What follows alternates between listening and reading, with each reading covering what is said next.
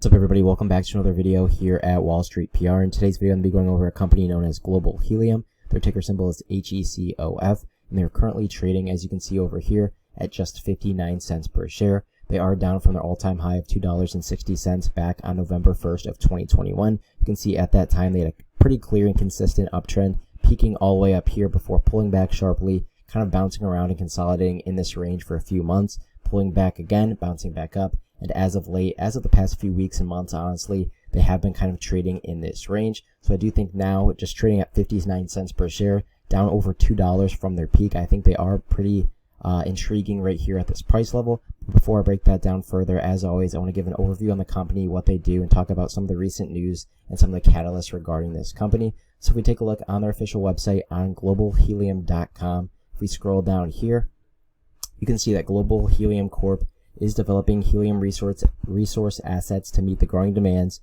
of the medical industry, government, and research communities. Helium is a research with demonstrated supply shortages and significant demand growth. A helium supply crunch is underway to explore for new North American sources because of significant underinvestment over decades. Canada holds huge amounts of data regarding helium hotspots and production, and Global Helium is poised to exploit the historic data and to meet the helium demand boom and domestic needs. Their proactive approach to development of the resource paves the way for significant opportunity during this period of heightened demand. If we take a look over here at some of the most recent news, this did come out on February 1st of 2022 from Yahoo Finance, and it is titled Global Helium Discovers Additional Structures and Increases Seismic Program by 40% in Helium Fairway. If we briefly go over this article down here, you can see that they're pleased to announce they discovered at least 12 additional structural highs resulting from the first 53 kilometers of a larger seismic program. The early success has prompted the company to increase the size of its seismic program by almost 40% to 94 kilometers, or about 58 miles. If we take a look under that, you can see the company has now purchased or shot a total of over 177 kilometers of 2D seismic lines and still has over 41 kilometers remaining to be shot up and processed across the company's 3 core areas in Saskatchewan. Up to 12 additional structures have been identified during the first half of this seismic program. Some structures will be better defined, and the company anticipates that additional structures may be identified once the remaining seismic lines in this program are acquired and processed. As one example, this latest round of preliminary seismic investigation has further strengthened drilling targets on what was previously identified as the massive 17,000-acre Lawson structure, which hosts the company's central Saskatchewan assets. The company is developing a significant amount of fresh seismic on its lands in southern Saskatchewan, the Helium Fairway, where the company controls over 1.5 million acres of 100% owned land, is one of the largest helium-focused landholders in North America. And the purpose of this study, in addition to other geophysical and geochemical data acquisition, is to identify and refine superior drilling locations across the company's land holdings.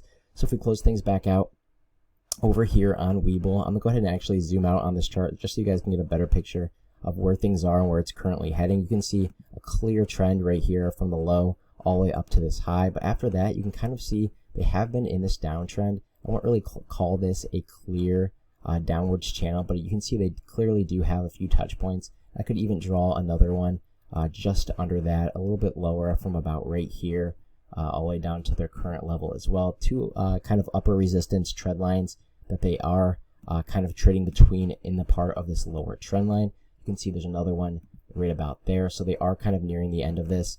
I do think they will see a move kind of like this, but not as fast as you might anticipate. I think this move will be a more longer drawn out move. I don't think it's going to be like this first run up that they initially had to that all-time high. I think it's going to be a lower sustained move over a longer period of time, but I am pretty bullish on them at this current price point. You can see this RSI indicator has kind of flatlined down here at about 41.36, which is nearing the oversold side or territory. And then down here on the MACD indicator, it's also flat as well. And it is, in my opinion, gearing up for a bullish reversal. I think we will see that. If anything, guys, if they do dip and this doesn't go up immediately, I do think it just kind of pulls back a few cents all the way down to about 45 to 40 cents at the absolute low. And down there is kind of a screaming buy zone, and they should see a bigger relief bounce off of that level. My short-term price target on them is going to be up here at about 88.90 cents per share. I think that's a conservative fair value price target. That's the same price they hit back here. I do think if they hit that level, they're going to need a lot of volume and momentum to kind of finally break above it and hold above that level. But with that said, guys, be sure to do your own research before investing and only invest what you can afford to lose. I'm bullish on this company, but you guys should also do your own research to determine whether the case is the same for you. But with that said, thank you guys so much for watching, and I will see you all in the next one.